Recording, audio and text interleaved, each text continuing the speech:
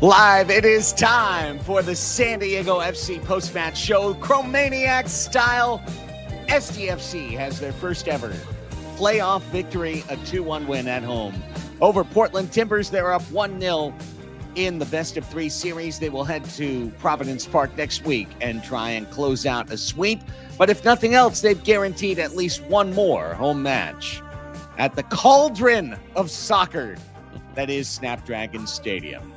Craig Elston and Alex Pena with you. Tony Sanchez, you can see him if you're watching us live on YouTube. He is live at Snapdragon Stadium where the fans have found their way home, but Tony's still working hard, ready with us to bring you the Chromaniacs postgame show playoff style for match 1. 2-1 full-time SDFC over Portland Timbers. Gentlemen, it is a pleasure, a privilege, and an honor to be with you here tonight for a special night in San Diego sports.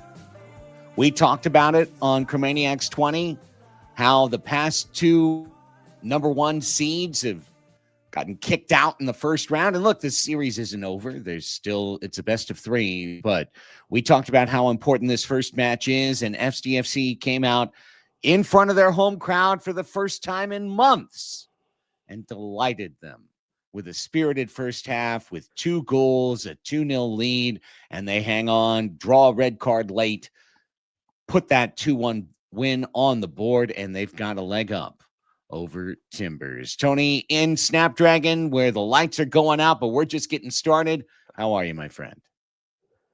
I'm doing good. The vibes were absolutely here. San Diego brought it today. Sold out crowd at Snapdragon Stadium. And look, 2-1 in a match that potentially, as I see people in the comments, maybe could have been a little bit more. But at the end of the day, what matters in this series of 3 is the W, the win. There is no ties. It's a series of 3. And then there has to be a winner. San Diego FC guarantee themselves at least one more home match, whether that's the 3rd game of this series or they just take care of business next week against the Timbers in Providence Park. But I don't know about you, Alex. How was it seeing it from your perspective out there? Yeah, it was great. Great crowd, great energy in the building out there in Snapdragon Stadium. Yeah, you could hear it loud and clear. And yeah, the match, it was going pretty well, very favorably in San Diego FC's. And look, I mean, it could have easily gone, either way, but I'm glad that San Diego came out victorious.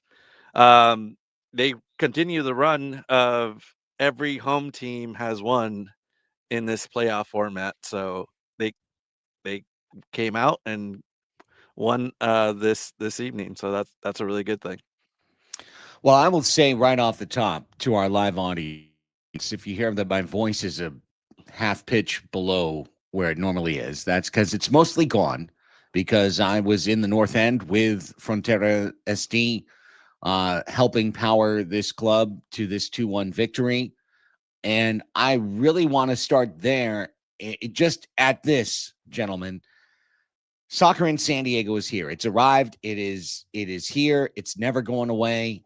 And no one can say otherwise. Okay? What I saw tonight with the very top corners of the upper deck filled, and I don't know if they announced an official attendance. It's got to have been 32 plus for this evening's affair. The intensity, the locked-in nature of the crowd, everyone focused, everyone in the moment, the thunderclap to start the match, the thunderclap going into extra time in the second half. I've been in the 3252 at LAFC. I've been in section 109 with the locals. I've been with the Sirens. I've been with Frontera SD. I have never in my life been in a better supporter experience than I was in tonight, pushing SDFC to a 2-1 win over Portland. Soccer is here. San Diego is a soccer city. Never take it away. This beautiful stadium that San Diego State built for their football team has never experienced an atmosphere like they had tonight for this playoff win with Manny Machado and Joe Musgrove and Alex Morgan and Jackson Merrill all in attendance. I'm sure Issa Rae was somewhere there, but I didn't see her. Like, everybody there, this place on fire, Soccer City, SD. I'm sorry you didn't win the initiative, guys, but you won in the end. Here it is tonight. Man, and I think that's all that matters now. This was our like welcome party to MLS playoffs, and man, did San Diego really come out? The place just looked completely packed, and it sounded so good. Like in TV, when people listen to the highlights, it's gonna sound so good. The roar of the crowd with each goal, the thunderclaps came through. Uh, Man, it just everything we worked for, like, over these last, 30 years, like, everything that people wanted, it's here. It's finally here for all soccer fans in San Diego, and, man, it's great to be a part of it. It's great to talk to you guys about it, and it's great to be a spectator just watching this, like, just all, unfold in front of me. So it's a great time. It's honestly a fantastic time to be here in San Diego to watch all of this unfold, and having the history of what's happened in the sport, and now having that momentum to be able to carry it forward. And not only that, but bring a playoff win for a professional San Diego team at home like that. Not only a game, a whole victory at home. Again, it was absolute scenes here, limbs, as they say, over in England and Europe. But I mean, overall, like, they had a lot to cheer for in the first half, potentially. You might want to close that. It's really noisy. See, that's a preview. Just a preview. It felt like I was back. Was. I was like, okay, exactly. You got a little PTSD from your throat started like, not again. But no, like, again, this is what people actually wanted: a playoff home victory, let alone a playoff game, a playoff home victory for a professional San Diego team. And San Diego FC was the one to do it in 2025. Incredible stuff. An amazing night, amazing atmosphere, and a great result. Picking up the win 2-1, controlling things throughout the second half, picking up the red card along the way that allowed you to kind of lock things down. Let's get into it. Because this is an incredible result for San Diego FC, for the franchise, for the city. It is something to be celebrated. The very first piece of information of relevance to SDFC fans came at 5:30, that Chucky Lozano was not in the starting lineup and not on the bench for San Diego, despite what we had heard from Mikey Varas, despite the Instagram post from Chucky himself, which I thought was for sure the final nail in the coffin of this controversy to move on. Nope. SDFC kept it going at least one more match with Chucky completely out of action. Tony, your reaction, what did you hear inside the stadium, inside the press box after this came out? So at this point, it's a reunification process that San Diego FC and Chucky Lozano are currently going through. And you see this in sports. And I think the biggest response, as a couple of other journalists came over to us and like, hey, so what do you guys think? I think the biggest consensus was, ¿sabes qué, Mikey Varas? What courage he showed in terms of being able to tell your star player, your DP, your first signing, hey, you're not going to be included in the starting 11, let alone on the bench. Like, regardless of what's happening, that's going to send a message to an individual who was in the stadium, who was at some point in trainers, but did not suit up to be a part of the starting 11 or the subs. And so that again, sends a message in general. Now you have a victory to back that up, a 2-1 performance. It seems like it's up to, either Chucky Lozano or somebody just to really bring it back together. And, I'm all for restorative justice. It's just in general in life. And I think if it's incumbent of Chucky Lozano to go ahead and do those steps to make himself be available for this team, it has to come from him, because at this point, Mikey's already said, hey, it's going to be up to him. And now you'll see, because again, post-match, that was a heavy load of the questions for Mikey. A lot of, hey, where's Chucky? But that, again, shouldn't be the question after your first playoff victory here at home. But let alone, that's going to be the narrative to take you into the next Saturday's match. Well, Alex, I'll just toss it to you by telling you this. When that lineup came out in the purple lot where Frontera SD was, I heard one thing probably 7 times, which was, well, they better win. They better win. And they won. So to me, this is a double down, stack your chips type of situation for Mikey Varas. And he came through. The club won, and he has proven his toughness. He has proven his leadership. He's proven that the line he draws is one that is in solid black with no dots in between. And for Chucky, it's on him, man, because this team has won. They won. They put up 4 against Houston. They put up 4 against Portland. Now they put up 2 against Portland and won a playoff match. Chucky, the ball is in your court, bro.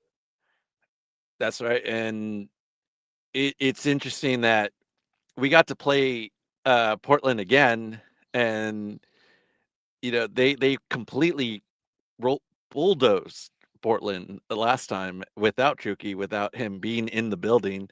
And yeah, they go out and win again. And I do kind of wonder if things change, if it was a different opponent, if San Diego was seated differently or playing, one of the other teams, in playoffs. We'll never know, but that's great leadership coming from Mikey Varas. For Chucky, yeah, he's. I think it really is like you're starting to know a lot about the system and about the organization, and like, yeah, no one's gonna be bigger than the team. Like, the team comes first, everything else comes after that, and yeah, that's what's really important to everybody in the organization. And I gotta say, it's probably like a very top down decision from Tyler Heaps on. Like, it doesn't matter who comes in, they're gonna expect the same level of respect towards your teammates, to the coaches, to everybody, and that's how it has to be going forward for Chucky Lozano. Well, guys, Tony just started to play some of the highlights here for our YouTube audience, and what a start for San Diego FC. If you listen to Chromaniacs 20, you heard me say that my number one concern was that the team would come out maybe too hot. And instead, this was a club that was composed, that was on time. Everyone was on the same page, on the same beat, playing the same sheet of music. One-handed saves, 2 of them, yeah, in pretty early fashion for Portland to keep this at zeros. There you see the Pilcher set up off the corner kick. That's a dynamic header. That's a great save by Timbers. It was just the first of more. There's another one on a great shot up the middle. Bombino thought he had 1-0, and another save parrying the ball over the crossbar. But Tony, SDFC really dispelled all of my fears in terms of coming out maybe hyperkinetic, coming out a little bit too ahead of themselves. They were in the pocket from minute 1. Yeah, I mean, at the end of the day, the creation was there. And the questions, again, as we start formulating for Mikey Varas in the post-match, we're like, okay, what are we going to ask Mikey? Is the question going to be, well, you created a lot, but did you score? And then that kind of snowballs into like, well, what is this going to mean? But early on, you started to see San Diego FC starting to pepper really nicely. But, I mean, all credit to Pantemis, I believe. Pantemis, se llama el portero, who, I mean, he's in the elite for goalkeeper, especially as you could see in this first early half, right? You mentioned those early saves. That builds confidence. That really builds into the play style of what Portland was proposing. And this is a very different Portland than what we saw against San Diego FC in that 4-0. This was a little bit more poised, composed, patient Portland that waited for you, that had 11 men behind in their own half for most of the first half, if not most of the game when they were defending. So they were really respecting what San Diego FC had to go ahead and propose. But the talent, man, like I think that's where now you're starting to see the confidence brewing with Pellegrino having another incredible match, to be completely honest. And as that first goal does roll in, like the way that started, yeah, it's a corner kick. It's a pre-designed play, but Mano Dua this close from getting the goal of the season, and it kind of turned into the assist of the season. But that was my biggest concern is the kids, the young ones. In a playoff situation, if I'm Portland, if I'm Phil Neville, what I'm going to do is say, hey, go after the young ones. Go earn 1, 2, 3 yellow cards in the first half, and then you're really going to go ahead and show them, like, okay, this is boys against men. Maybe now they start being a little bit more timid and shy when going in for a challenge. The boys stepped up. Bombino, Pilcher on the right side, Mano Dua, just, cool, calm, collected, taking 3 touches and 3 dribbles inside of the box. Like, just, okay, like, all right. And this is, I think, in a first season for San Diego FC, it's fair to say this was a vintage San Diego FC performance. I don't know what you guys thinking about that. Mm-hmm. Yeah, we failed to mention who was going to play right back in this match, because we saw Kumalo come out. Verhoma played Saturday, right? Last Saturday, and then Harangi. Yeah, Harangi. Yeah, they were both injured. They had to come out of the game, so that left the void at right back. And Pilcher comes in, and I wasn't really sure about Pilcher being in there. Last time we saw Pilcher play a little right back, and I mean 3 minutes, was the first match against Galaxy, and that was it. And then after that, we saw him kind of switch center back, left back. But he came through. Bombino came through. They were both fullbacks were really in the attack, especially early on.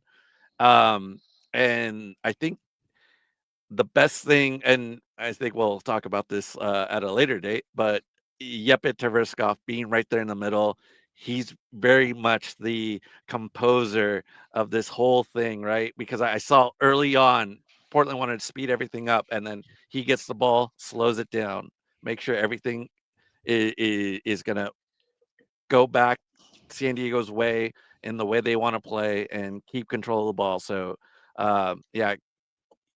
Yep, it did a great job. All the key players played their part in this match. Hey, before we even get to the first goal and our next piece of video, I just want to say with this live broadcast, I can see we've got close to 3 dozen that are with us live right now. Go ahead and hit that like button if you could be so kind. It'll take you less than half a second. Hit that like button, get us rolling here, because that's going to get some more people onto the show as we continue live. SDFC, 22nd minute, still scoreless, but dominating the match. Corner kick sent in, scrum comes down. Dua, absolute rip off the crossbar, and there's Valakari there to clean it off. I said crossbar right post, pardon me, but rips off right post. Valakari, man of the moment, as opposed to man of the match. He was in the right place at the right time. And you know what? I've seen plenty of guys, Tony, miss a shot like that. Have a moment and just the moment overwhelms them and they take the extra touch and they rip it wide or whatnot. But Valakari, who I think has been kind of the hidden MVP of this team all year, a guy who's played multiple positions, a guy who's done multiple things and really slotted in wherever Mikey Varas has needed him. Boy, what a representation of that tonight, to be just right spot, right time, Johnny on the spot to knock that one in. No, absolutely. And Valakari, again, you mentioned you've seen other players miss that same play. I've seen Valakari miss that same play. So, this is one of these things where it's he's very fortunate to be at the end of that, but you have to be able to collect it and then be able to respond very well. And Valakari, I mean, look, the story of him, the first ever goal for San Diego FC at Snapdragon Stadium in the regular season, first game here, that header, and now Oni Valakari with the first ever post-match goal for San Diego FC, I mean, it kind of makes sense for him to do it. And in that fashion, it's a team goal. At the end of the day, that's a team goal. Like, team goals usually get called like, oh, you know, everybody got a touch here, this tiki-taka situation. But this is a team goal because the set piece is designed for that. Set piece, create chaos in the box, bounce it out to the outside, wait for somebody to be out there. Who's there? Manu Dua? What? Here comes a great long shot. You don't really expect that if you were scouting. And then that goes, hits post. And I mean, it's not an easy thing to do. So kudos to Valakari to be able to have that composure. And I think a lot of people might have wanted him to keep that composure in the first half and later on in the game. But look, he got it kicked off. He got it started from then on. There's nothing more than you can ask for if you're Mikey Varas from his performance at that point. And we're getting a lot more from our midfielders, especially in that position that he took over for Luca De La Torre. And yeah, he had the most shots taken in this match, and it's good to see, you know, coming from your midfielder. And hey, Dua, it's good on him for taking that shot. Most people might not do it. You want to pass around, find someone open. He goes for it. I really wanted that goal for Dua, but I'll take it. I'll take it with Malakari too. You know, he's been great, and you know, I think he's third on the list. Yeah, third with the most goal contributions for the team. So he's been very valuable to this team. And you know, wherever he gets played, he's another guy, very team focused. Just put him anywhere he want. You know, he'll play anywhere. And I'm pretty sure when Kumado came out, I think he was playing a little right back. He was playing on the back line late in that match last week. It's like, yeah, put him anywhere. He just wants to play. The cursed position of right back. Yeah. SDFC gets the 1-0 lead. It looks like they have a 2-0 lead. 27th minute, a goal that winds up being offsides. Lovely build up here as we watch it together on YouTube. Some of these things I see for the first time myself, having been in the North End. It's so sick, but I guess Dreyer was the one who was offside on that. Yeah, Dreyer was offside. Fair enough. So Pellegrino's goal doesn't count. There it is. There's the great replay. I mean, only a full body length offside for Dreyer. SG was going absolutely crazy at this point, to the point they were kind of fighting each other. There is Dos Santos with a nice save, 29th minute. Still 1-0, but things are going to change and change quickly for San Diego SC. They're going to find that second. They're going to find it through their MVP. They're going to find it through one of the players having one of the greatest seasons in the history of MLS. And it continues in the playoffs. How the sneakiness, Bombino to slot that pass and Dreyer to get down to nail that header for a guy who's done it left-footed, right-footed, for him to put that header in, guys, that is pure magic in minute 31 for what is the match-winning goal. Also, this is Honor Dryer's. He confirmed it. That's his first heading goal. That's his first header ever. Oh, wow. And ever. Like, yeah, and that's what he said here in the post match. And that's one of the things where it's like, well, yeah, you're not supposed to be in that box in the middle, just in that situation with a Palomita trying to go ahead and head it. Like, no, it was a good look by Bombino. He saw the movement. He was coming over late, overlapping, gives it over to Bombino, and Bombino knows what to do in those situations. And again, that maturity, not just on defense, but be able to come on back and read an offense so well and just take the time and patience. It's such a mature move that, you know, it's very fortunate to have Bombino in that situation and playing the high caliber that he's doing. There's still a couple of things where maybe like it's just, you know, just tired legs or whatever it is at this point in the season. But if everybody's kind of in that momentum building phase where they're going to take whatever they did here and copy paste in Providence Park, I think everybody's going to be happy with what San Diego FC, Luca Bombino, Arnes Dreyer is going to do. But yeah, he was rather surprised himself that he got a header here in the post match. He's let us know. And you know, another goal for Dreyer, and that just means another win for San Diego, since now it's 14-1-0. We still haven't lost when Anders Dreyer has scored a goal. That's unbelievable.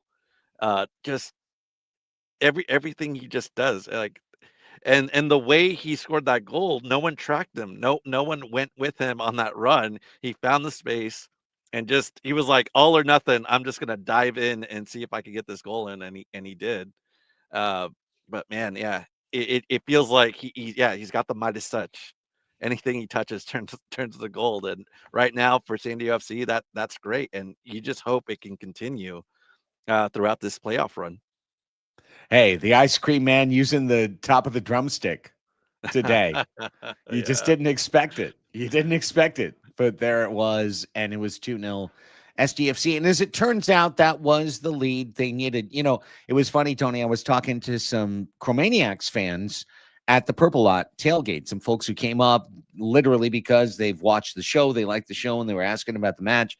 And I mean, you guys kind of know what I said. I was like, the first goal is going to mean everything tonight. 1-0 means so much, but 2-0 means even more. And to get to 2-0 at that point, I felt extraordinarily confident that SDFC would pull the result out of Snapdragon Stadium. However, it wasn't very long for Portland to answer back and make this a note of concern. This was very happy for Punk Rock Paint, Travis Peterson, because he and I had been talking about nice cut inside. That's honestly, it's a nice, you know, it's Portland outmanning SD on a counter. It's a nice cut inside. It's a goal. But Travis and I had been talking about, would I leave the match in the supporter section early? And I said, only if up 2. And then we got up 2, and I said to him, I might leave early. And then they scored, and he goes, you're sticking around, kid. And I was sticking around the rest of the way. There's a cliche in soccer. Alex knows this. 2-0 is the most dangerous score line in soccer. They say it in hockey too, but it's true in hockey. I don't know about soccer. I think in soccer 2-0 is pretty good. True, but here is one of the things I was talking about earlier, where Portland could have really exploited, and they might have a chance to do that at Providence Park. Is the way that play starts is by picking the pocket of Luca Bombino. And in that moment, you know, there could have been a different maneuver for him to go ahead and do, a little different option he could have had. But at this point, we're nitpicking. But you know, yeah, it's an all right goal. It's a good counterattacking goal. You give that one up, but even then, like, it seemed like it was just a matter of time before San Diego FC were able to come back or just start managing the game. And that's exactly what happened. With a 2-1 scoreline at halftime, that's the perfect scoreline for either team. Both SDFC's happy with 2-1 going into it, protecting it, potentially getting another one. But if you're Portland, you're like, okay, we're in a good spot. We've heard them. We know how to go ahead and do this. We can go ahead and replicate that in the second half, and then that'll get us a tying goal. And then who knows from there. But Alex, I mean, that's kind of, they did strike. They did get some blood out of San Diego FC. Yeah, and you know, and like the design of that, you know, they depossess Bombino, and then you know you just catch everybody out of position. You know, they weren't ready for it, and that's just part of the style that San Diego plays too. It's just they're going to be playing with the high line, even up 2-0. Like they're not going to be trying to play defensively and trying to protect the lead. Like they're going to put keep the foot on the gas pedal and just keep going. And yeah, this is where like mistakes like this happen, but you know you got to be able to just figure it out and prevent those mistakes from happening later on in the match. And I think that's kind of what San Diego was able to do, and not have one goal turn into 2, which could have turned into 3 and easily in this match. 2-1 at half. Everyone gets a chance to refuel and readjust. And I like how you said it, Tony. It's an interesting stat line and probably one beneficial to both coaches. But I think maybe from our biased perspective, a great stat line for Mikey Vadas, because that concession allows him to dig in. It allows him to be tactical. It allows him to make his substitutions. 2-0 going into the second half would be a little bit more dicey. We get into the second half highlights, and there will be a moment coming up here. This isn't the one. This is a great chance for San Diego. That's the one that just goes a little bit awry. 51st minute, Valakari looking for his brace. And, look, Tony, if he gets it, match is over. Yeah, exactly. And that's where, like, those moments of, well, maybe in a different situation in a regular season, you can go ahead and excuse those. But if you start going into this post match and you're in a situation where it's a score or get scored on and you're eliminated, they have to make sure they're clinical in those moments. And this is I don't want to say a practice run out of disrespect, but like this is potentially a practice run what they can see before they face another team. Because if San Diego FC faced a better team, I don't know if they get the victory today. If San Diego FC doesn't face Portland, who they've seen, who they've been able to maintain and control and play in different styles, if they play LAFC the way that they play today, it would be a lot more difficult on that sense. Well, here is, and you just played it for the YouTube audience. Here's the highlight. It's 61st minute. And this is where I texted you guys with the classic, it's better to be lucky than good. This is a good build-up from the back and a nice long ball out. And it's 1v1. Bombino's down. Dos Santos goes to ground. This is a chip. This is the helpless feeling. We just talked about this in the very last match when Dreyer sent the chip over the top. Here's the chip over the top. Nope, he missed. And for Anthony, that's it. I mean, that's the match right there. We're probably going to pens if he's able to convert that, Alex. Yeah, and this is why, Portland's like one of the lower scoring teams in the league, lowest XG. They just can't finish. And it's a benefit to us, but yeah, those types of threats, they try to, get you on a 1v1 and they just can't convert. And it's been happening all year with them. And that's I think if you look at the stats, the highest goal scorer has 7 goals. And yeah, there's a reason for that. And yeah, that's why, like, when I see a 2-1 lead against Portland, I'm like, okay, it's fine. Like, I can sit back, I can relax, I can, are they really going to try to score a second one? Like, I don't think so, because they're just not that good. Well, there was the header. We just watched it. A header 2 minutes later that sails over the crossbar, and that could have been an equalizer. But then, Tony, 2 minutes after that, where Portland loses the match, they make a mistake. They get ahead of themselves, and I'd love to see it. The red card that leads to this game essentially being done, because it's one thing to try and come back 2-1 down on the road. It's quite another thing to come back. Second yellow becomes a red. Boy, what a mistake. What a clinical mistake. And hey, late. That's fair. Looking at it now, and of course from the supporter section, I couldn't see that, but seeing that replay for the first time, that's an obvious yellow. That's just a late reckless challenge. That's a leg being cleaned out. It's a dangerous play.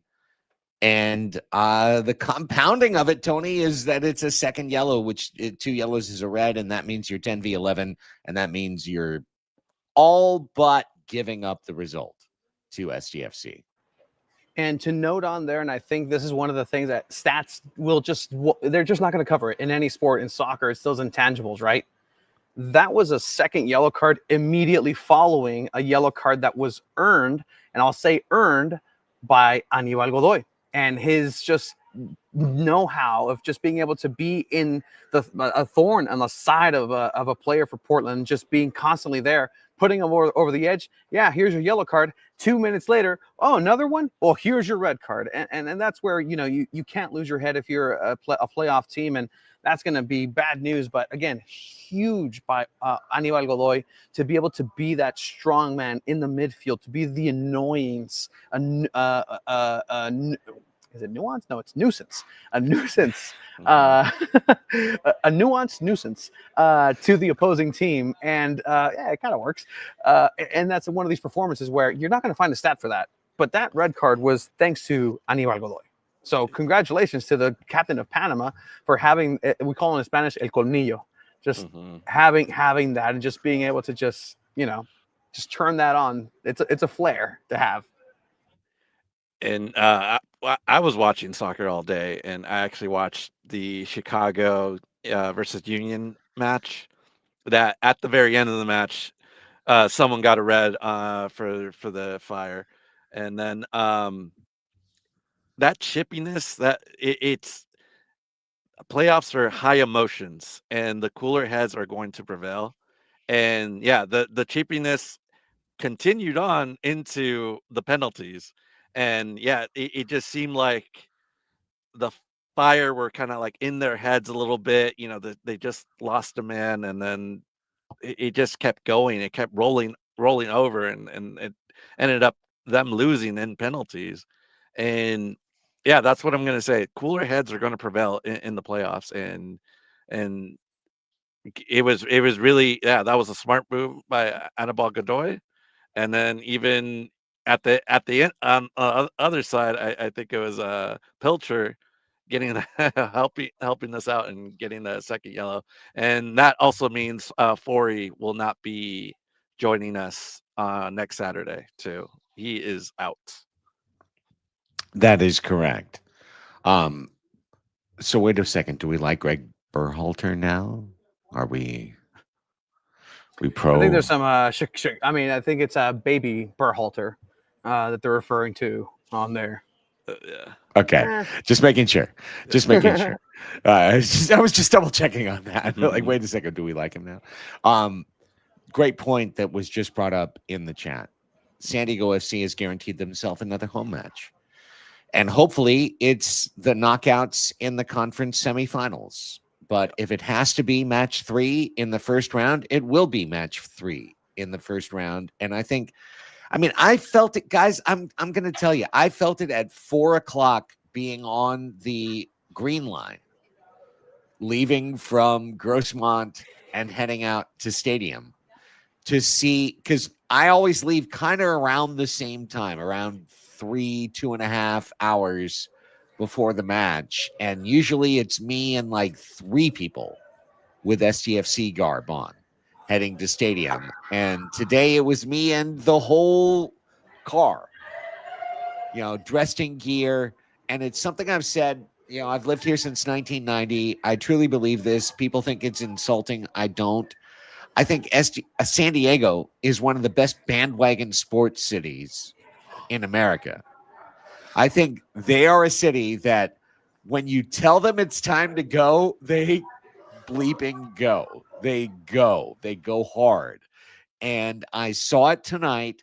I saw it from 3 hours before the match to an hour before the match to match time to an hour after the match, riding home. And I'm so excited that San Diego gets another chance to show America why they are Soccer City.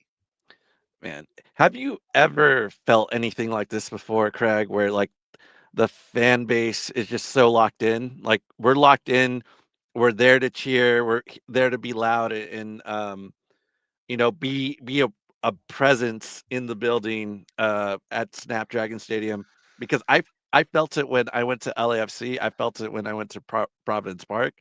Like, even in San Jose, it feels like everyone's just locked in, and they're like, we're here. We're here to support the team as much as possible. And like, it kind of seems like it wins. Like, it's a winning formula for this team.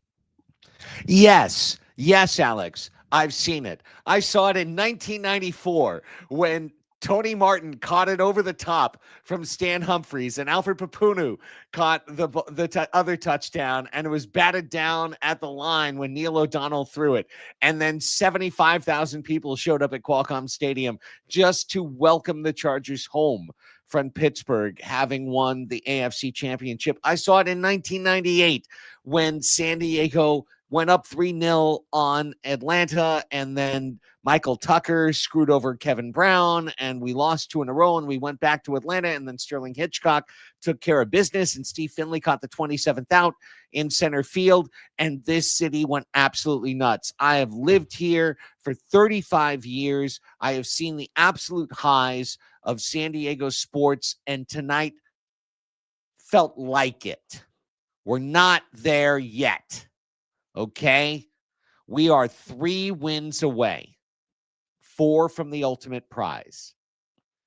But San Diego fans, think about that for a second. We're 4 away from the ultimate prize. We're 4 away from silverware, from being the second ever expansion team in the history of MLS to win the cup. in their first year, but we would have been the first team to set a points record, win their conference, and win the cup in the first year.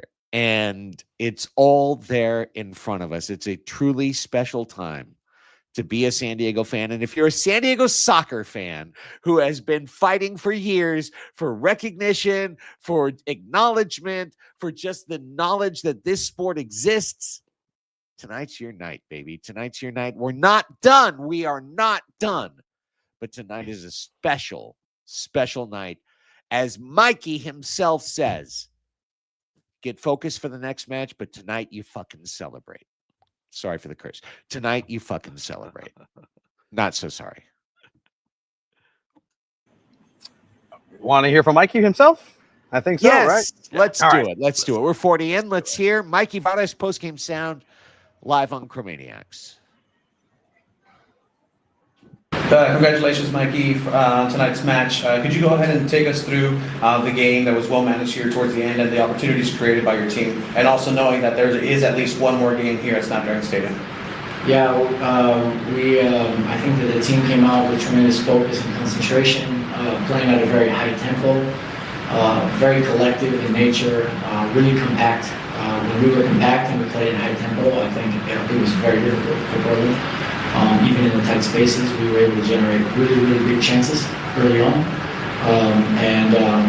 It was overall, I think, a really good game. Of course, you play against a good team with good players who also fight for their life. So there's moments that you have to withstand during the game, and I think the boys did that well as well. And ultimately, this is the right first step. This is a good first step. This is playoff football. So this is just one step in the journey that is round one, and our objective right now is to enjoy this moment, but then focus on recovery, and then getting ready for the next one, so that we're the more prepared team going into game two. And then just to follow up, what are you looking for collectively or individually from tonight to be able to carry into Providence Park for the second game? It's about staying consistent. You know, from day one, these guys have gone for it in every single game. And through training and hard work and a lot of intention, they've gotten better and better at executing a style of play that's very cohesive.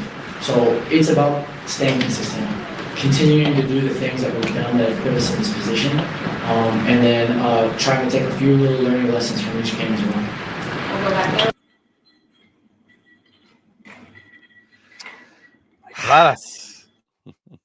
Tony, I've known you for a while. Quoting Kung Fu Kenny, Kendrick Lamar, true friends, one question. How does it feel to be the preeminent soccer journalist in San Diego, interviewing Mikey Vardas right after the biggest win in the history of San Diego Division I professional soccer, and just there asking follow-up questions and being the most respected person that everyone waits for you to ask the question instead of someone else, and Togerson's like thinking of something stupid to ask probably in the back, but he didn't. He waited for you. Like, how does it? I was just curious, just as a fan of the Tony Sanchez brand, how does it feel? I mean, a Mikeyism. I feel embarrassed. Just no. It's honestly, again, that it's just a joy to be able to do, and really with tomorrow's announcement for the public and on Two Balls and a Mic, episode 300, like crazy.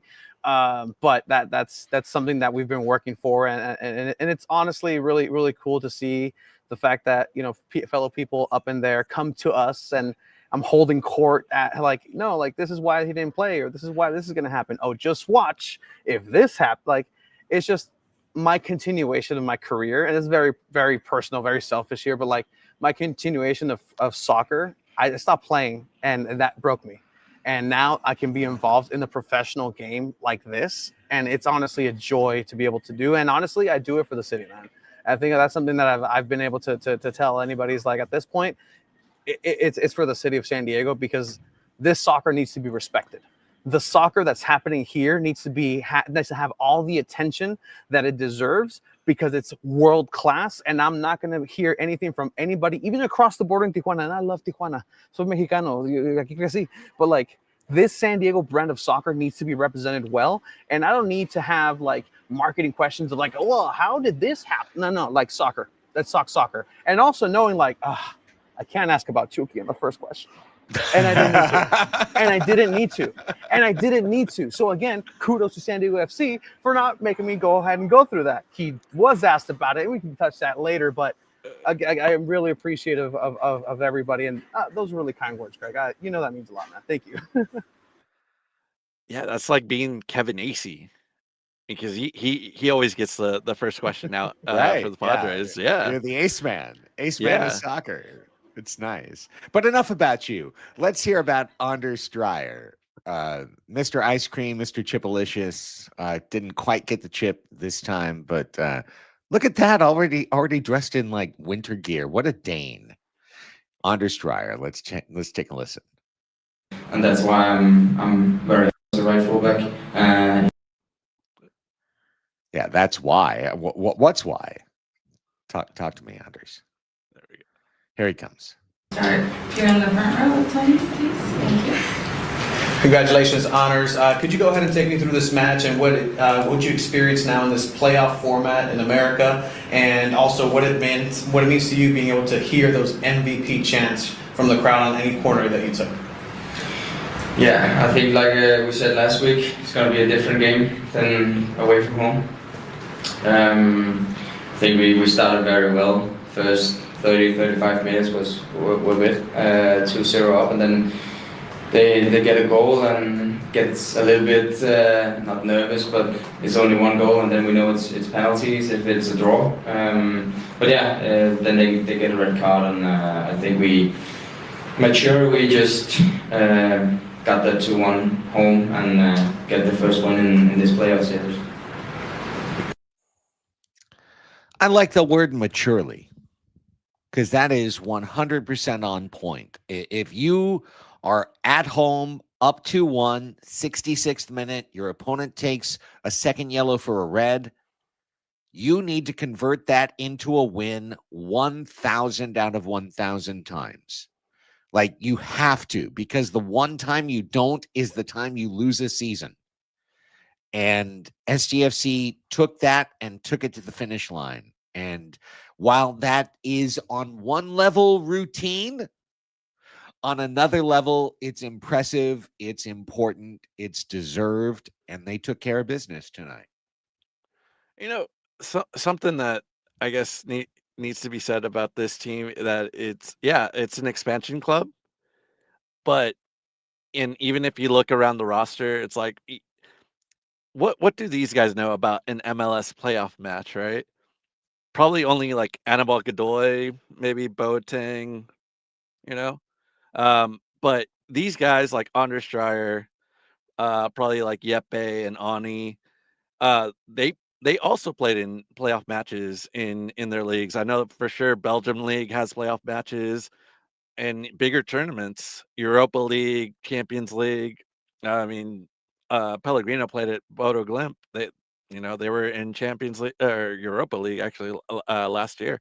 So these guys have the pedigree to do very well in this tournament, and I guess that's kind of how we should look at it, as a tournament. And yeah, to me, it always feels like this is a much more veteran group, a much more mature group than it looks like on paper. Is this a good job, Tyler, for getting the veterans in at the right time? Because Baird, Pellegrino, like, again, we were asking, oh, where is Thomas Mueller? Where is, the Sonny? Like, what? No, though, you already had him for the whole season, but now you needed the accent marks onto this team, right? And now that's Pellegrino. And again, Pellegrino had a good game, and also want to put that into focus, the effort that he showed today. There was a couple times where he came all the way down the wing and used all 6'2" of him to slide tackle and recover a ball and, just be in the way. And there was actually in the first set piece of the game for San Diego FC, it was Pellegrino and Dreyer over the ball. Pellegrino, I saw my binoculars, like waved Dreyer off, and Dreyer was like, okay, that's fine. Took it. It wasn't the best, and it almost ended up being a counterattack. But the person that came back and got the ball back and got in the way was Pellegrino. So that's like I'm sorry, Dreyer. I should have probably let you had it. My bad. Let me go clean up the mess. And that's the effort that you're seeing from a veteran at this point. So, I mean, great job, Tyler Heaps, for being able to identify that. Hey, shout out to a couple of our fellow independent San Diego sports content creators, Section 1904. Darren had a great interview, Darren Smith, with Amal Pellegrino on Friday. I listened to it, and Amal literally said that he told his agent that the only place in the United States of America that he was willing to play was San Diego. And that if he didn't get an MLS deal in San Diego, he wanted to go to Europe, and he didn't kind of care where. And he might have been playing, second division in some other country or third division in some other country. But he came to San Diego, and when he heard he had a chance, he told his agent, get it done before I wake up tomorrow. So, good stuff, Darren, on that interview at Training Grounds last Friday. But I really enjoyed that. And it tells me that SDFC made a move, and it seemed like kind of a small last second windows closing, reach in to grab the hat like Indiana Jones, like, oh, we grab Pellegrino. And you're like, oh, what? Is that a seltzer water? What do we get? No, it's a left wing. Turns out not a 9. It's a left wing who can really, really play. He's going to track back. He's going to play the entire length of the field. He's going to be a space creator. He's going to be a finisher. He's going to be somebody who assists along the way. And I'm sorry, Chucky, but this dude's playing the game, and we got to win games right now. So, Chucky, you got to earn your way past Amal Pellegrino back into the lineup. And Tony, where did you come up with that meme? I look, there's group chats that go around that sometimes, like the things that I create for myself to make myself giggle, just never make it onto Two Balls and a Mic or the Chromaniacs. But this is one of them. But I'm not a 9. But I'm not a rapper. I'm not a 9. I'm all Pellegrino, and he's been showing his worth in his natural position for sure. Oh my gosh! You guys want to hear Luca de la Torre be Luca de la Torre with like 3-word answers? Oh, they brought Luca to the podium. What happened? Did someone else lose a bet? What happened? Always so happy. Congratulations, Luca. Could you go ahead and take me through the emotions and the tactics of today as you come in the substitute, and what it meant for you as a San Diegan to be able to witness this and experience it as well? Yeah, of course. First of all, sold out stadium. The atmosphere was amazing. Really, really proud of the group. The performance, the win, after we've been playing so well all season, to do it when it really mattered, it means so much to us.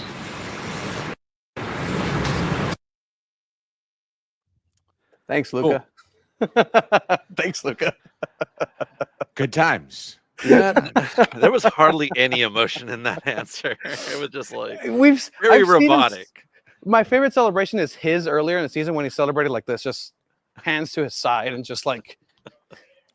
I thought it was some Fortnite thing or something. Like, yeah, I figured it was something I just didn't get that the kids understood, but I didn't. But you lied. That was like a 21. That was answer. A paragraph. It was a paragraph. Yeah. I'm sorry, Luca. Perdón. Should have heard him in Spanish. Luca's my favorite in Spanish because again, he was also asked about. Everybody was asked about Chucky, and here's the overall thing. It's the ball's on Chucky. We've heard Mikey Vara say it. Dreyer was like, yeah, sure, I guess we're better without him, but it's not my decision. Luca was like, well, internally it's been handled. Sure, like if it's Chucky's gonna play, it's gonna be on him. And now they don't need him. Maybe in this fixture to get another win. I don't think they need a Chucky Lozano to move past Portland. It'd be nice to have him for sure, but do they need him at this point? Can you win MLS Cup without him? No. Absolutely, I don't think so. Yeah. So if you need him, then you got to get him back in the lineup. You got to play him eventually. So that means it's got to be next Saturday. You can't wait another match. It's got to be next Saturday. Here's why, Alex. Here's why. This will be the last thing for the show tonight. And I can easily be proven wrong. And SDFC can go the whole way and lift the cup without Chucky. But if they do that, how can they bring him back next year? They can't. And Chucky put on his own socials, I look forward to continuing, I'm paraphrasing, what we have built with San Diego FC for years to come. He talked about the years to come. Yes. And the years to come on his contract. Yeah, you know, but my point is, you either do this run without him all the way, and then he's gone. He has to be. Like, what else is it? He has to be. Or you bring him back next match, because that's a chance for you to bring him back where if you lose, you've got another chance. The fans can't blame him for the end of the season. You know what I'm saying? Like, at some point, tactically, you have to bring him back if you're going to bring him in. And if what both of you said instantly when I asked the question, can you win the cup without him? You're like, no. Well, if that's the way, you this is it. This is it. You can't keep going with this. You've got to change it, and it's got to change next match on the road. Yeah. I say he comes back, but maybe plays, comes off the bench next week. But yeah, when we say, can you win MLS Cup without the answer is no. You want your best players to be playing in the biggest games. And if San Diego can get through this round, and I believe that they can do it without Chucky, because it's Portland, and I think they could still play a pretty good game. They've done it, they've already done it 3 times. The next match is either going to be Minnesota or Seattle Sounders. And yes, you definitely want to play Chucky for that one. There's going to be some video that'll pop up probably on our friend Amor's feed, or just some feed out there that will have just post-match eyes on Chucky Lozano when everybody was celebrating in front of Frontera San Diego, giving them their thanks, and just everybody coming together. And this it's going to continue to be a story regardless. You saw Tom Bogert, first thing he said, oh, Chucky Lozano is the like, all right, Tom, you watch Chromaniacs, you watch Two Balls in the Mic, I appreciate you, but this is going to be an ongoing narrative. But there is a video that's going to probably come up where Chucky Lozano comes up and everybody's thunderclapping along with everything, and then Chucky's thunderclapping here. Then after the match, when everybody is hugging and everything, there is a moment where Chucky Lozano and Mikey Varas come into cross, and it's the most drive-by handshake, just boom, and just those moments are going to be scrutinized. That's what MLS narrative is going to be. But the story here, San Diego FC win their first ever playoff match against Portland Timbers, a legacy team at home in the first try. And that should be the leading story coming out of Snapdragon and San Diego into Portland next week. Yeah, I agree. It is, Alex. It's just, we're still going to talk about Chucky all week. Final attendance was 32,500 according to MLS's website. Yeah. San Diego State has never had that. Sorry. Not even once. No, they haven't. By the way, congrats to SDSU. They've only got 1 loss on the year. They just got a shutout win at Fresno State. I'm not here to piss on San Diego State on a beautiful night for SDFC. If you're a San Diego State football fan, all the power in the world to you, and I hope you're enjoying your season. This is a soccer show, and I'm just telling you the truth. They've never had an atmosphere like we saw tonight. They've never had a result like we've seen tonight, and they've never had a chance to win a national championship like SDFC has the chance to do. And they're one step closer with a 2-1 win over Portland. We're going to wrap it up at the hour mark of this Chromaniacs post-match show. Thanks to everybody for being here. The audience just kept growing. Over the course of the show, well over 3,000 folks watching us live. Thank you. If you have not, and you can get a little thumbs up for us on YouTube. I really appreciate it. If you happen to be listening to the post-game show on our podcast feed, and you can leave us a 5-star review, a kind written review, that'll help. We'll be back Thursday with episode 21, getting you ready for match 2 of this 3-match potentially series, hopefully 2-match series between SDFC and Portland. Tony, tell everybody what SanDiego.Futbol is going to be up to. Well, tomorrow at 8 p.m. on this very channel, SanDiego.Futbol will go ahead and celebrate our 300th episode, 300 consecutive weeks with an episode for Two Balls and a Mic. So thanks for the invite, great. bro. Thanks for the invite. Yeah. No, we excommunicated Abe. It's just going to be Chiva and I. He's the one that put all these interviews together. I can't say enough good things about him. This doesn't happen without him either. But we're going to be over there. We're going to have our biggest announcement in Two Balls SanDiego.Futbol history now to make it public. So check it out. 8 p.m. SanDiego.Futbol. It's going to be great. Appreciate every single one of you. Alex, ¿qué onda? Yeah, I'll be checking that out tomorrow on the live feed, and you can catch me on Chromaniacs FC on Substack. I'll be talking about the match and a little bit more about Yeppe's extension, and we'll get into that on Thursday. And while you guys are off doing your thing, I'm going to be out repping the Chromaniacs on the streets tomorrow morning. You can see me at 7:15 tomorrow on KUSI. I'll look just exactly like this, talking about SDFC's big win over Portland. I'll also be on Ben and Woods tomorrow on 97.3 The Fan at 8:35 tomorrow, repping the Chromaniacs. Padres Hot Tub will come out with a new episode on Monday as well, and then we'll be back on Thursday with Chromaniacs. So it's going to be a ton of fun. So excited about this result. For Tony Sanchez and Alex Pena, I'm Craig Elston. Thanks to you for joining us here live on YouTube on a Sunday night late. We'll be back with more on episode 21 of Chromaniacs on Thursday. Until then, 2-1. SDFC wins match 1 over Portland. Vamos, SDFC.